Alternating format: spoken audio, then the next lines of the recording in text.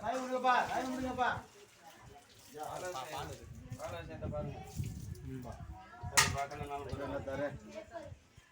பெரிய கருப்பு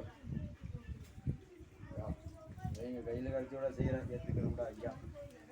லவுட்டிலாம் எல்லாரும் நல்லா இருக்கணும் ஐயா லைட் லைட்டா ஊத்து அடுத்த என்ன ஊத்த வேண்டியதுல அப்படி நேரம் ஊத்து ஊத்து அப்படியே ஊத்திட்டு எல்லாத்தையும் ஊத்திட்டு